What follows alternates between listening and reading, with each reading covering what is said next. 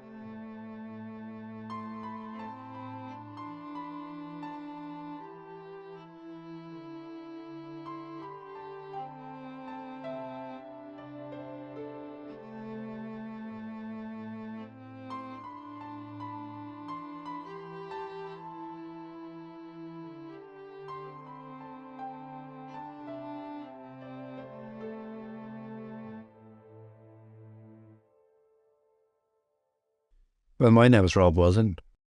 But I lived in the old house in Balnahask in Crossabeg, where the statue was kept when I was young, after it was stolen sometime in the early 80s. I think it was 81. Other people think it was a bit later, but to me it was around 81 when it was stolen, you know. But it was in the family since it was found back in 1750, around there. And it was found when somebody was down at the monastery, where the monastery was meant to be beside the river there. There's a tradition that that he founded a monastery there in Ballinalec as well. Stone architecture wasn't your typical mode of construction at that point. We do have stone edifices that survive, but for the most part, wood was the preferred method of construction. And unfortunately, wood doesn't survive a millennia. So you're looking for things like post holes, which again requires excavation. And do you really want to dig up what is essentially a holy site in order to find evidence for what made it holy in the first place? You see, there's nothing to confirm that as yet that the monastery was there, apart from what was handed down generation right down on the way, you know.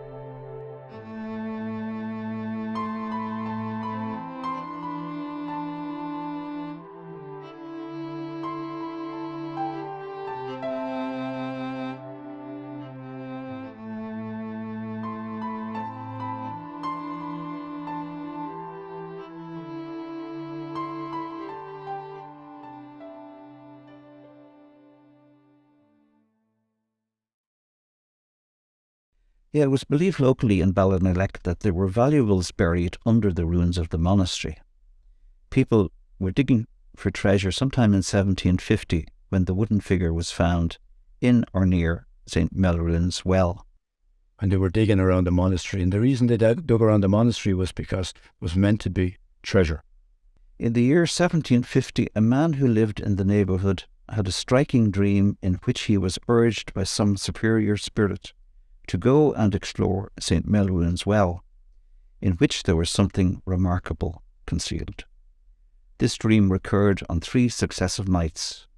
The man visited the well. In the course of his explorations, he came across a strange-looking statue or effigy of a person hidden in the well. He brought it away, and with him it turned out to be none other than the lost statue of St Maelruan. Grattan Flood estimated that the figure dated from the late 14th century. It was found in a well. Now, you've seen the well, Well, that's the well that I know, unless it was in a different area at the time, but that's where the spring is, and that's where the well appears to be, you know. But it was found in 1750, around there somewhere. And now, from what I've seen, it seems to have been a great great-grandfather of mine that actually found it, you know.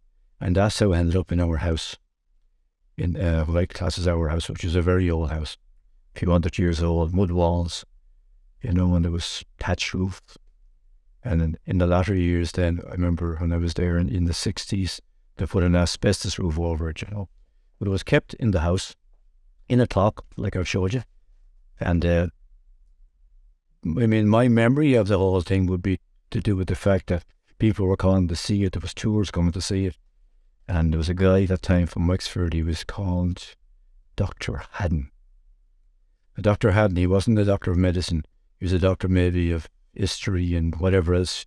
And he would set up tours in the summertime and bring people around on a bus. And they just stopped at our house. That time there was no such thing as making an appointment. A bus would turn up at the end of the lane. And we'd be playing in the yard as kids that time, you know. So we would just call into the mother. She'd be inside doing something. We'd just say, I mean, there's people here to see, not a racist comment. There's people here to see the black man's, what we would say, because the statue was black. So it was a bog oak, very black, and held inside in what was a clock case. So then they'd arrive up into the yard, and he would explain the history of the statue to these people, and they would take photographs and the usual thing, and chat with us maybe just in the back, or we were just playing in the background as kids, you know. But I mean, that's my memory of the statue, like that. It was always there, just in the house.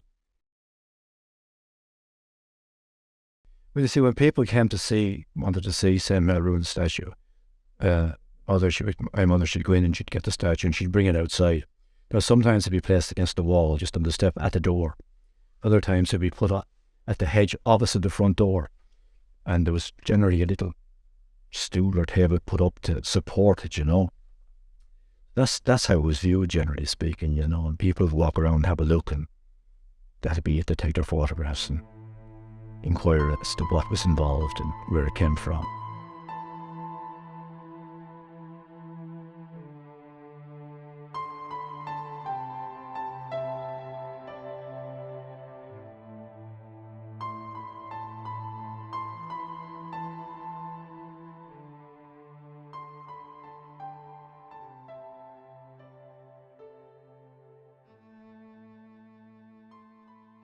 Yeah, well, the statue was in sort of a state of disrepair, really, you know, like, apart from the face. The face was very good. Facial features, the way it was carved, was very clear, and you could see the mitre on the head. The body itself had decayed a lot. The right hand, which in 1863 was still, quote, tolerably preserved, appeared to have been raised in blessing. It was in good condition at the time and partly gilded, but a broken-off piece had been replaced with string, leather, tin and nails. But the rest of the statue now was held together. I mean, I remember the body of it. There was a very old string around it, sort of cord, keeping it tied together, because I reckon it was a piece of it there that possibly would come apart if the string wasn't on it. And then there was a strap there, a strap somewhere else, and there was a strap on the back, I remember as well, from the head to the body of the statue, you know. But it was that way from the time I can remember now. It wasn't as if, you know, that it got worse in the latter number of years that I remember it, Frank. It was always that way, you know, from the time I remember it. When it was found, there was a certain amount of gilding on it at the time, which seemed to be the way that made statues at the time, you know, but it was only a small bit now. Even when it was found, it was in disrepair. The bottom of it was, you know, after being fallen apart a good bit, you know. So they were lucky to find a face so good on it. When the statue was found, it was originally brought to the old house, and it was currents were there at the time. I know back in 1865, or before 1865, 1855 to 1865, when a man called T. Lacey was researching the different areas, and there's a piece in his book that he published in 1865 about the statue and the history of the statue. He was told at that stage by David Kern, who was then in the house at that point in time in 1865 or thereabouts. He was told that it was his grandfather that found the statue, He said grandfather, but to me it must have been even great-grandfather. But he didn't say his name, okay? Now, I know one step back, he was called John, but I'm not sure the name of the man that actually found it, right? But the man that did find it, he was moving house. He was moving from Ballinahascombe, Crossabeg. He was moving to the Barnea Fort, as they called it at that time, somewhere in Fort Mountain. And because he found the statue, he wanted to store, this is the story now, he wanted to take the statue with him when he was going, right? But at that time, there was no bridge at Ferrycarrig, so you would use a boat to go across, in a boat. But the story goes that every time you step on the boat with the statue, the water would churn up and turn and the wind would get up, and you just couldn't get across with the statue. That's one of the stories, you know. So they tried to get it through in a Scorty then. Ethermine, there was a bridge around there, a small bridge around at Ethermine, I think, up around Scorty. But again, when they had a cart loaded up with the furniture or whatever he's bringing with him, and the statue in it, the horses would no way would go onto the bridge. So eventually he gave up and he put the statue back into the house where it was. So what's the story around it, you know? So that was it. Now the other stories that you'd hear like would be, there was a guy in Carlow, some guy that dreamt about the statue and the well where it came from. And he'd lost the use of his legs or something. He was paralysed. But he dreamt, I think it was 3 nights in a row, about this particular well that was in the Crossabeg area. So he insisted on his friends bringing him down. After a lot of searching, they found the little well. He said that when they described what they found from, he was obviously not at the well at the time. He said, that's what I'm talking about. And they found the little well, and he bathed in the well, and he was supposed to have been cured, you know. But you got all these stories.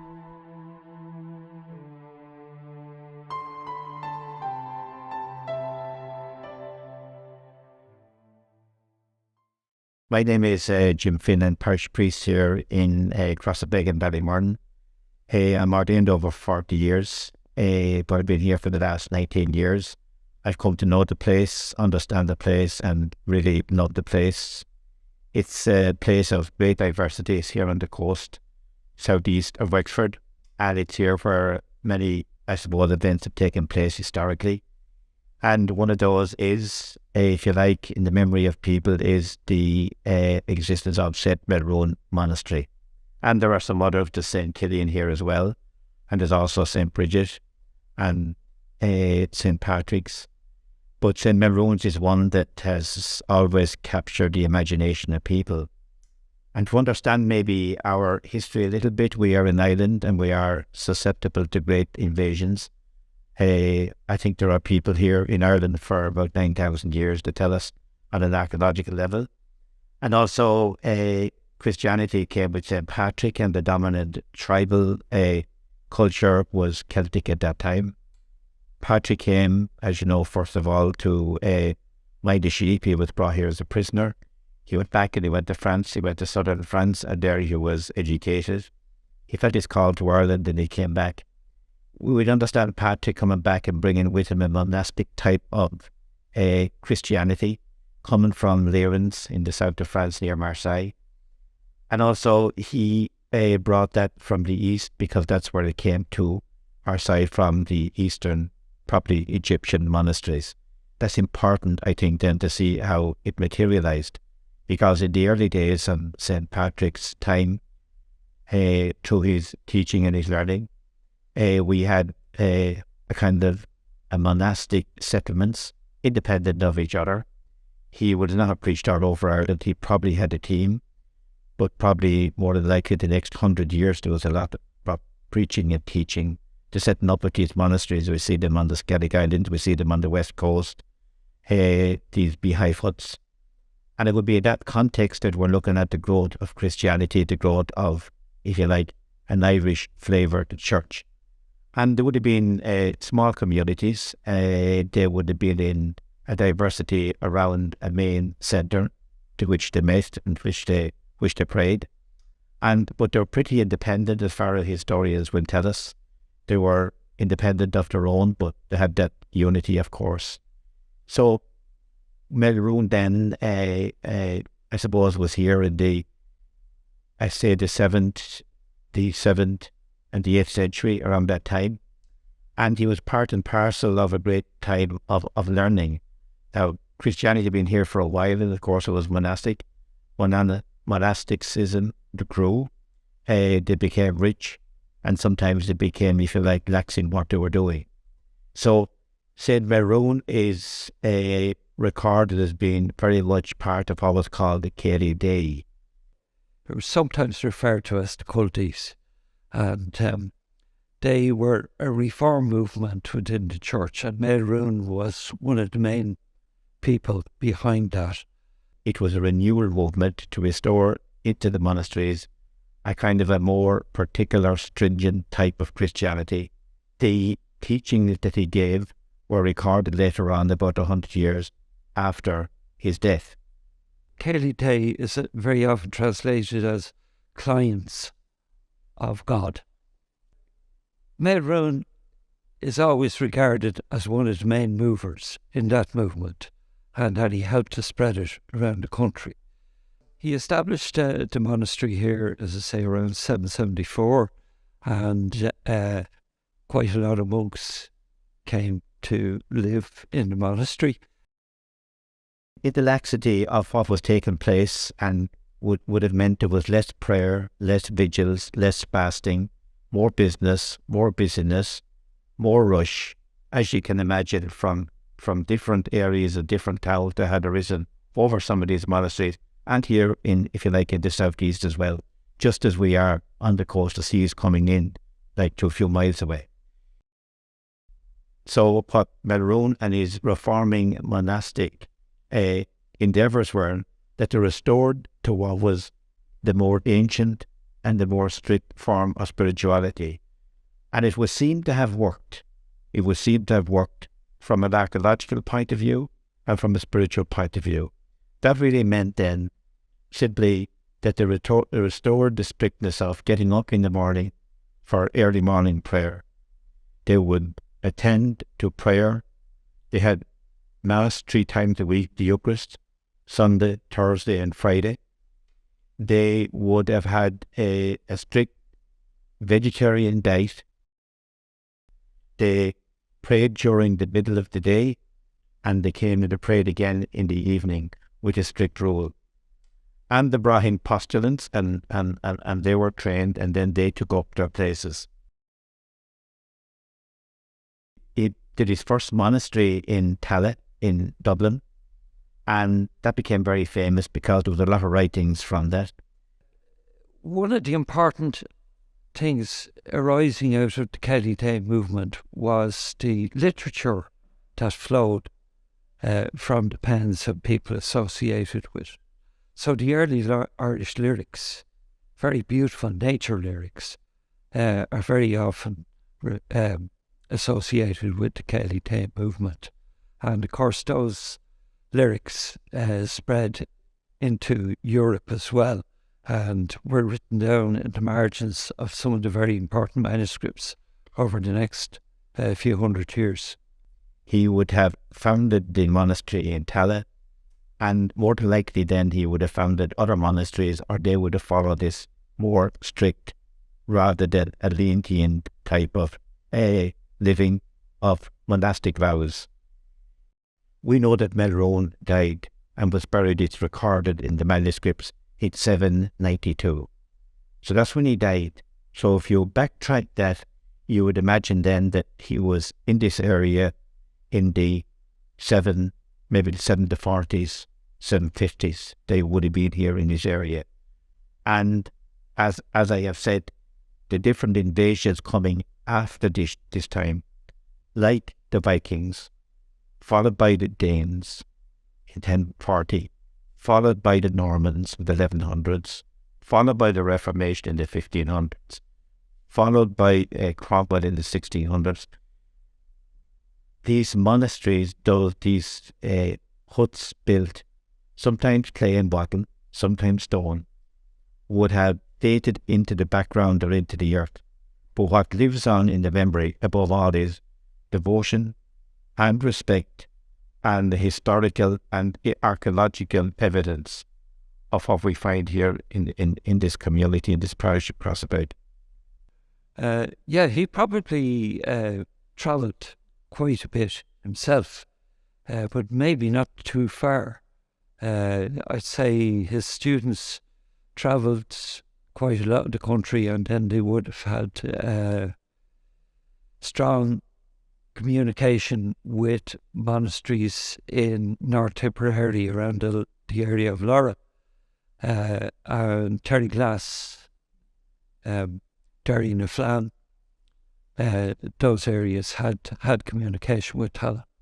His influence spread down to Wexford, even though much of that is forgotten about in these days, and that's a terrible pity, because there are place names that refer to him, and then he had areas where there were monasteries founded in Wexford that were strongly associated with Maelruan. In North County Wexford, we have a little village called Screen, a very beautiful little place, and according to Professor Pádraig O'Riordan, who's written a beautiful book on the Irish saints, this little village was known as St Maelruan, the shrine of St Maelruan. 3 miles north of Ballinalec at Screen, which was formerly known as St Maelruan, the old church was dedicated to St Maelruan, but when the Anglo-Normans arrived, they renamed a lot of their churches after their own saints, and St Maelruan Church in Screen was renamed St Nicholas. Screen, certainly a lovely little village. I'm not too sure how well remembered the full name of it as St Maelruan was remembered, how well that was remembered, but possibly it was. And then, of course, his statue, which is the only likeness of Maelruan that we know of, the medieval statue from, I think, the 14th century, that was found in a well, seemingly in Wexford, and unfortunately was stolen and hasn't been heard of since. St Maelruan came, I suppose, at the end of the monastery time, and so his memory has got lost, but not in the people's eyes, and not in the history, and not in the small amount of evidence that we have. So what you see here is then the remnants of a monastery, but also the statue of St Maelruan that had such devotion up to living memory when it was stolen.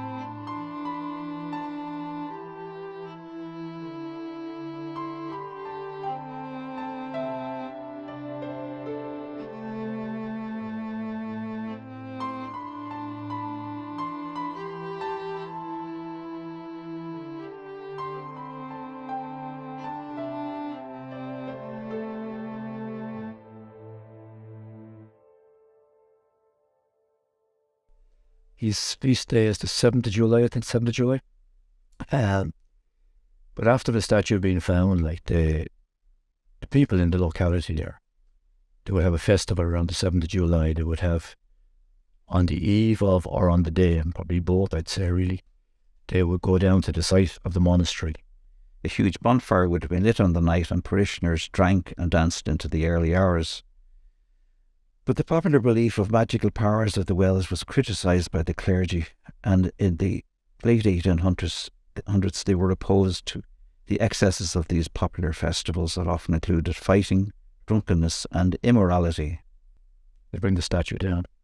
They decorate the statue with flowers and that kind of thing, and of course there'll be celebrations then down there.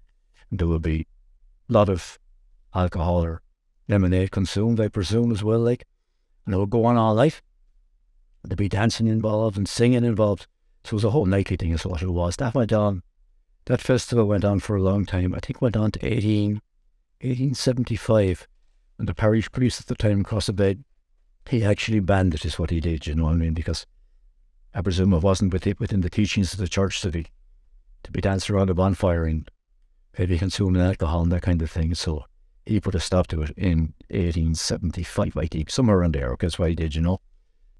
And the festival of St Maelruans was eventually abolished in 1875, having been denounced by Father Harper of Crossabeg parish. In places like County Wexford, they were able to persist much longer than they would have, say, closer into Dublin, because there was less control over religion and devotional practices kind of the further out from Dublin that you got. But there was a huge crackdown in the 1640s with Cromwell coming in and active waves of iconoclasm really out to eradicate anything that would have been seen by that hegemony as being redolent of idolatry or something like that. And so I think a lot of times when they saw these practices, which are inherently Irish, right? Like this isn't a practice that you're seeing in the rest of the Catholic Church. This is an inherently Irish tradition. And so when they saw those, they didn't recognize, in the first place, they were out to eradicate any kind of remnants of Catholicism at that time. But when they saw something like that to them especially stuck out because it wasn't like the kind of Catholicism they were familiar with. And then when you also have it associated with an Indigenous Irish saint, again, that is going to be more resonant to them of pre-Christian practices than it would have been to any sort of Christianity that they would have readily recognized. So I think that's one problem. I think kind of a secondary issue that led to the dissipation of these kind of pilgrimage practices and pattern day traditions are during the 19th century, when you start to have the reemergence of the Catholic Church in Ireland, and with Rome being able to exert a kind of ultramontane control, that is, be able to reach out from Rome back over to Ireland and exert some kind of control on the way Catholicism is practiced there, they also looked at these traditions as not being wholly Christian, as being redolent of something more ancient and earlier. And so they also sought to quash these kind of pattern day traditions. During the 19th century, pattern day traditions become immensely popular, like crazy popular. And they're not entirely a religious celebration, right? So like it might surround the saint, but there's a lot of partying, there's a lot of fighting, and so the Catholic Church within Ireland also sought to suppress those practices as well. So from within the Irish Catholic Church, you have this motion to suppress anything that had survived up until that point in time. From Rome, you have this motion to suppress it. So then anything that survives, and that's up through the end of the 19th century. So then anything that survives into the 20th century are really just small isolated pockets. And then you have the increasing secularization of culture, really, which is happening internationally throughout the 20th century. And so people just over those successive generations just have less zeal for those kind of practices. Pattern Festival happened on St Maelruan's feast day regularly from the Middle Ages up until I think it was 1864, when we're told by Hancock, who wrote the history of Tallaght in the 19th century, he tells us that the feast day, it had fallen into bad times, you might say, that it was seemingly an occasion for drinking and all kinds of goings off. So it was eventually prorogued by the RIC, seemingly in cooperation with one of the Dominicans. And the Dominicans had founded a monastery across the road from here in 1855. So it, I suppose, the proroguing of the pattern at the pilgrimage here, where people revered some of the monuments like the Losset and St Maelruans cross, the proroguing of that was part of the movement towards respectability in the Catholic Church of the 19th century. Same thing happened with Donnybrook Fair. And it's hard to know, was there that much trouble and drinking, or was it just a movement towards respectability on the part of the church and on the part of some of the prominent members of the community? So it's a pity the festival didn't go ahead, I suppose, but that's what happened there, you know. It could have been still going today, so maybe we can revive it maybe, or whatever sometime.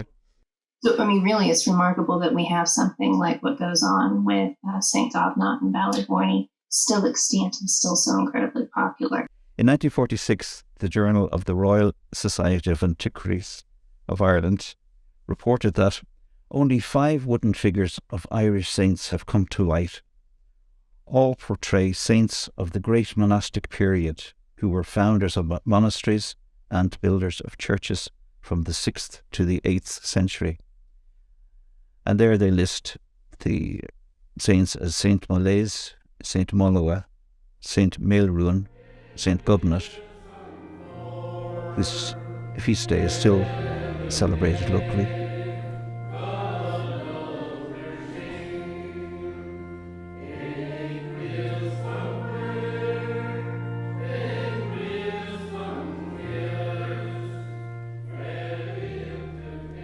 My name is Father John McCarthy, currently the parish priest here in Ballyvourney and Cooley in the Diocese of Cloyne, here in West Cork. Very privileged to be the parish priest here and part of a wonderful local tradition of Naomh Gobnait, or Saint Gobnait. The English translation of Gobnait is Abigail, or which is a biblical name. So sometimes Deborah or Abigail.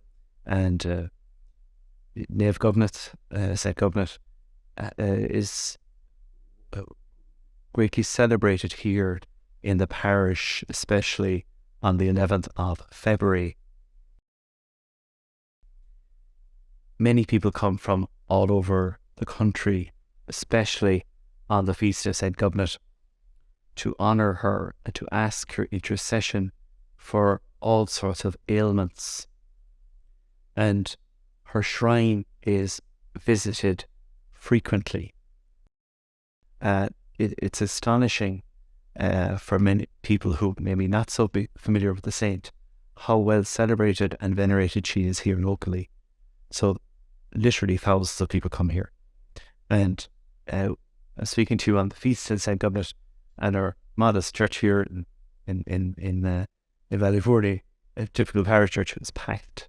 Standing room only, and there will be masses later today as well. It also affords people the opportunity to venerate the statue, which you'll see is a medieval statue dating to approximately the 12th century, and it's an oak statue.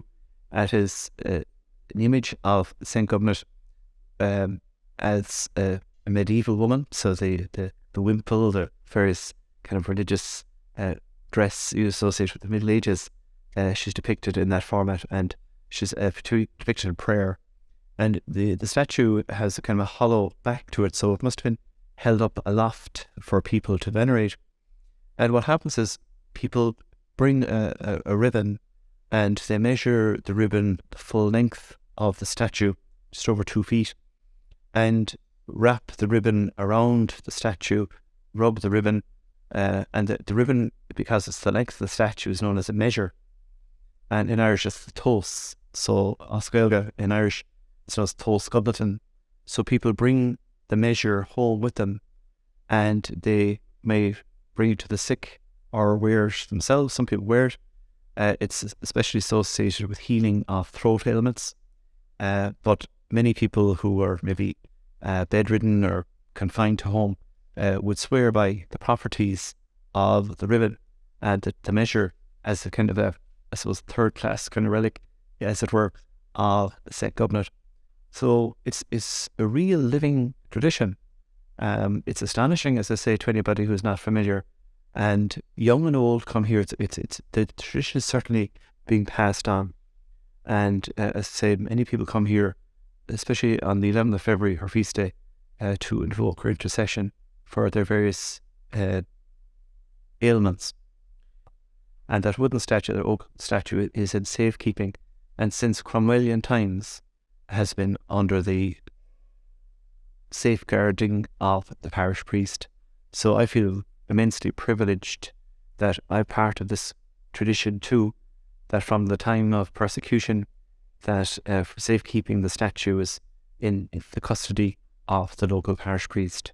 So I feel very, as I say, graced and privileged to be part of that ongoing tradition of centuries of this wonderful faith custom, as if you like, this veneration of our local saint.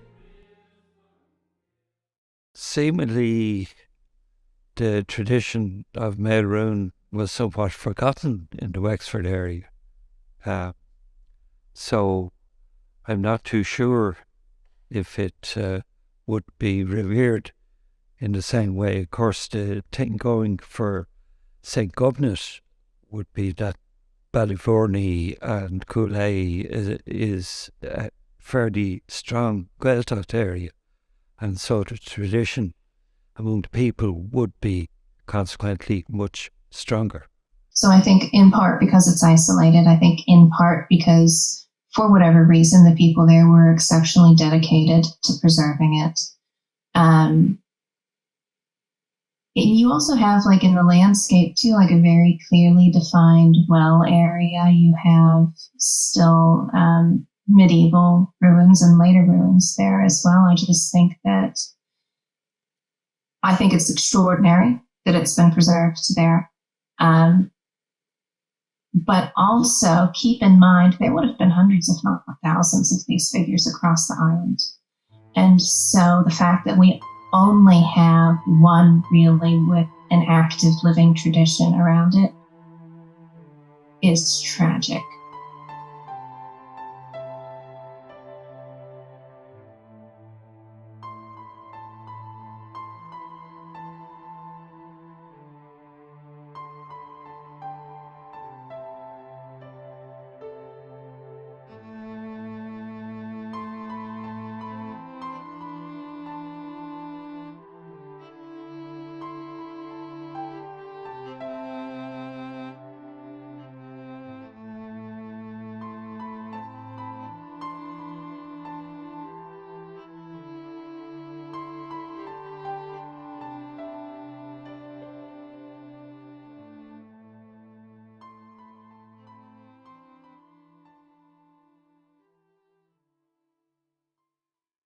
Well, I first became acquainted with the whole story around St Maelruan in 2010, but I suppose to put it in context, we need to go back 30 years before that to the opening of the former Wexford County Museum in Enniscorthy Castle. And the County Museum had been the mastermind of Reverend Joseph Ranson, who was administrator of Enniscorthy Parish at that time. And Father Ranson himself plays an important part in this whole story as well. He was originally from Kilmuckridge, and he trained and was ordained in the Irish College in Salamanca, Spain in 1930. He returned to Ireland and he served in the parish of New Ross for a while before being appointed to Enniscorthy parish, where he served as administrator in 1953. Father Ranson, as I say, was the mastermind of Wexford County Museum, and it opened in April of 1962 on Easter Sunday of that year. And in the run-up to this, in the few years before it opened, Father Ranson was instrumental in visiting all the community of County Wexford, visiting homes, seeing items of interest and encouraging households to donate items to the museum. And there was an absolute considerable response, a very positive response, with lots of items coming in to the museum at the time.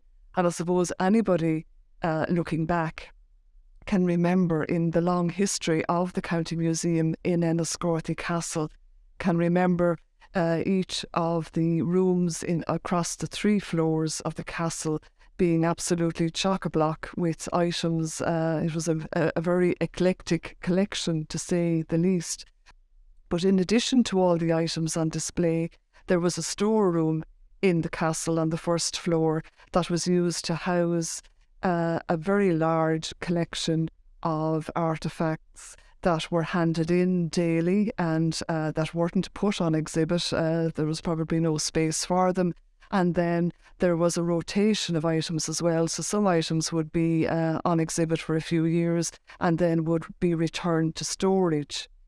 And the castle itself, the County Museum, had fallen into significant disrepair by the early 2000s. And the collection itself, unfortunately, had suffered as a result as well from high humidity and from direct sunlight. So the castle closed to the public in late 2006, and work began on refurbishing it.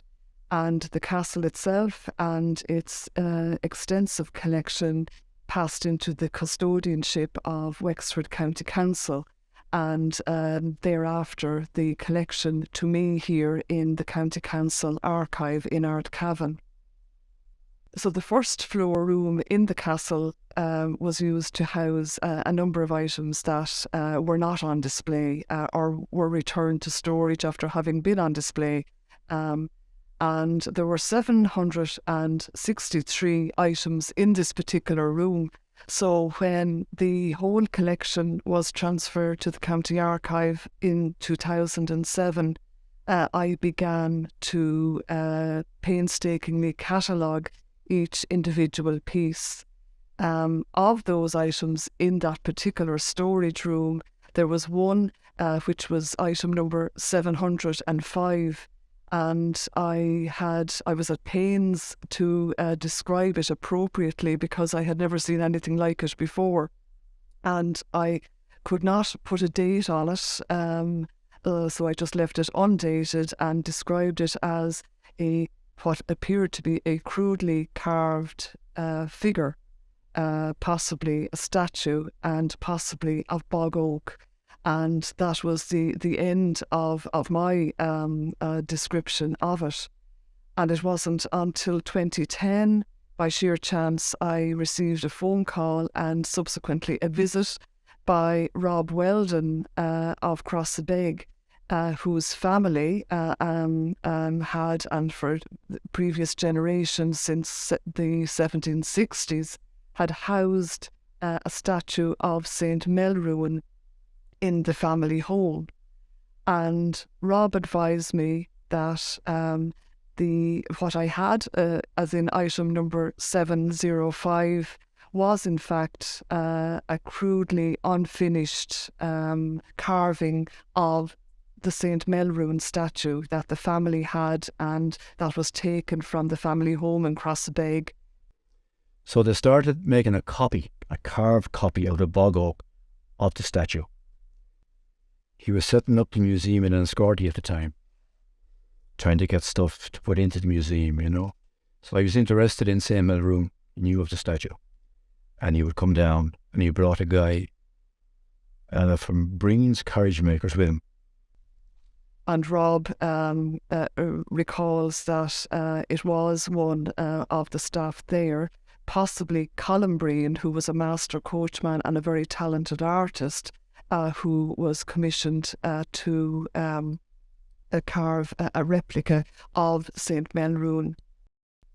And Rob also remembers an architect who accompanied him. Now, the architect may have been P.J. Sheehan, who was commissioned to work on the internal refurbishment of the castle.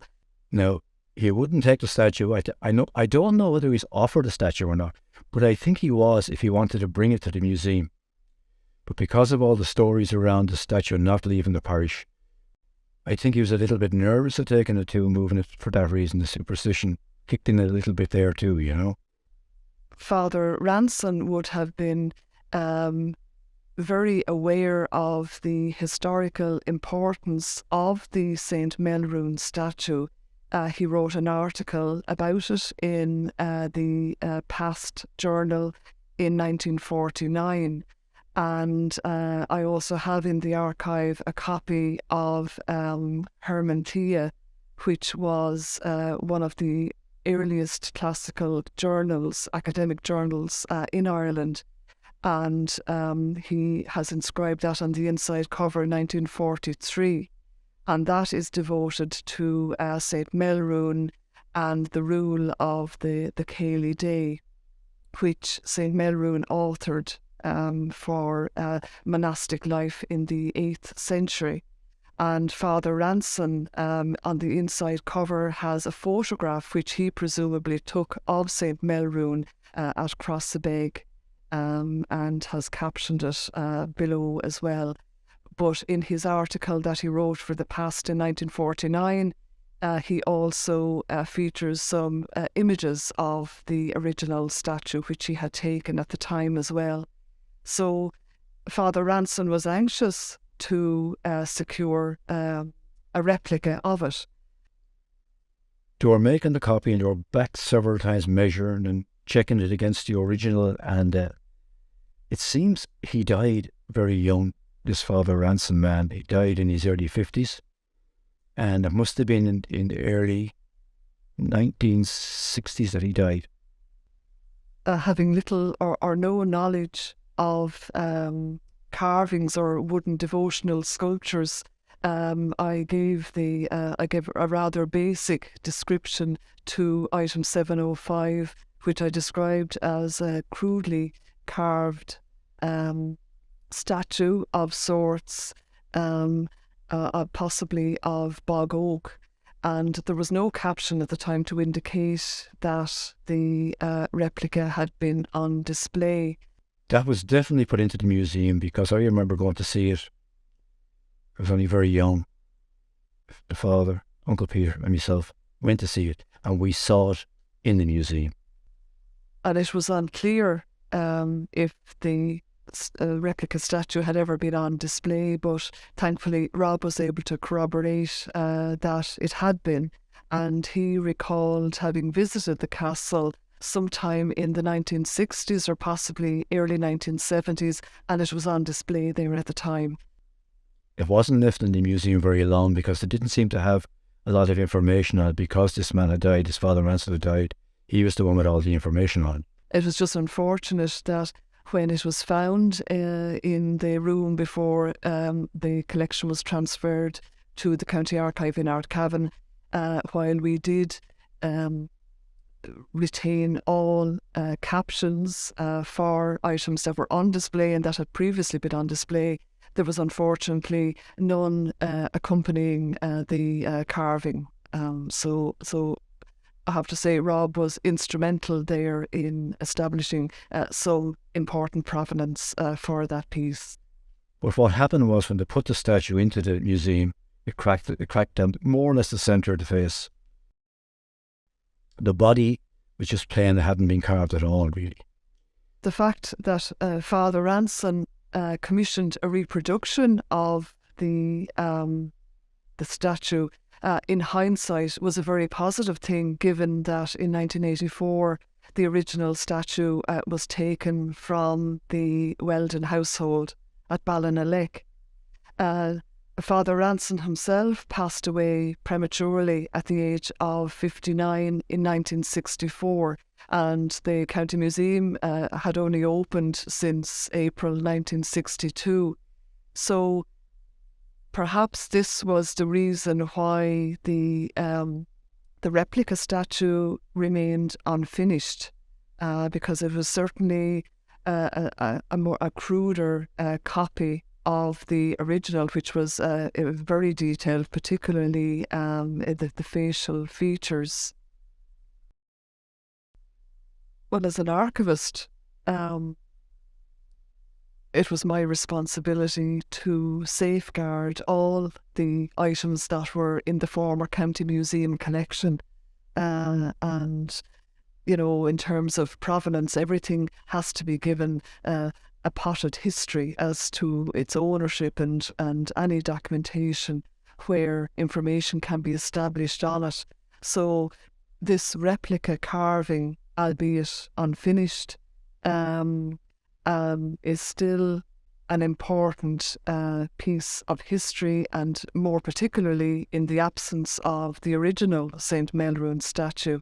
So I am the temporary custodian of this item, and on behalf of the people of Wexford and of the people of Crossabeg as well, in seeking to preserve it, but not just to have it, you know, stored away, but to put it on public display where possible, and where it can be securely displayed, so that people can read about the story, can know about the importance of St Maelruan and the important part that he played in the medieval church in County Wexford, and I suppose inform future generations as well of this story.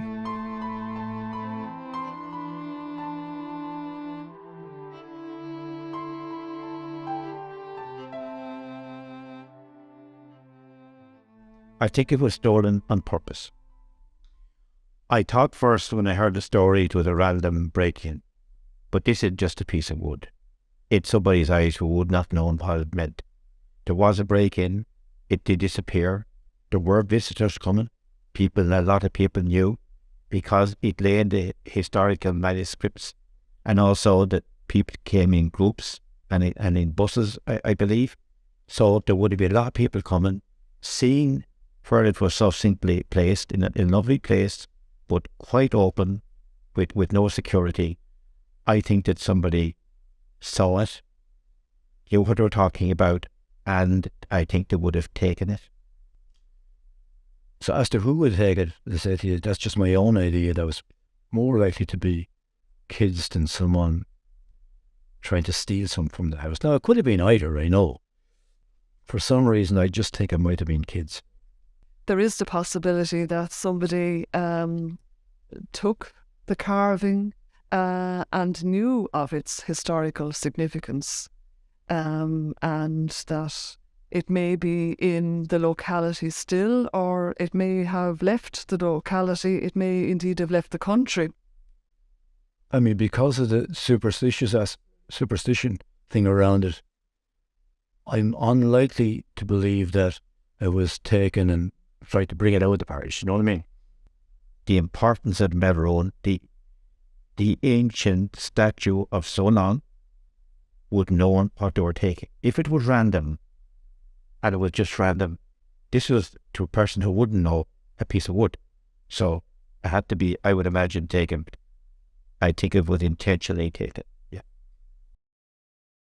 I know that the cottage where the statue was housed had been unoccupied for a number of years, and that it may just have been some opportunistic children perhaps in the area that were, just playing around and broke in and maybe just, took the carving. It may have looked interesting to them, but they may have not, doubtful that they would have known the historical and cultural significance of it.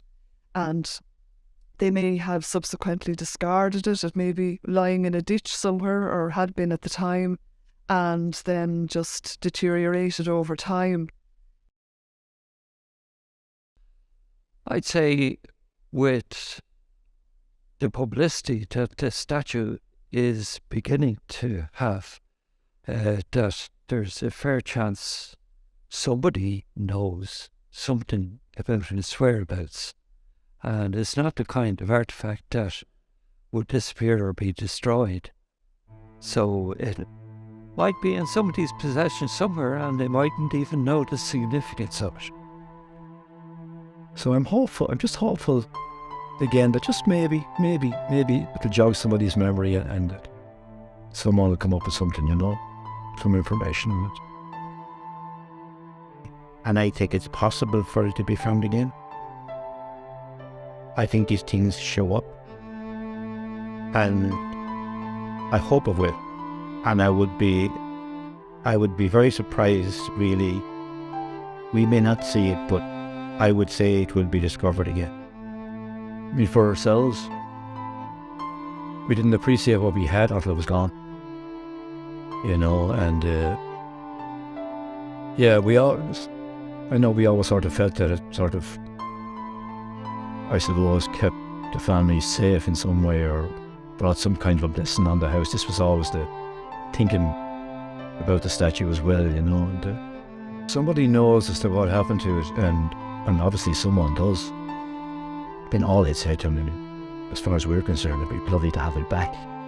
If they do know, just bring it back and leave it into the church to the priest or something. Just leave it in on the altar or whatever. Something, if they can find some part of it, even a little bit of timber from it, would be fantastic to have. It would be great. Just put it back.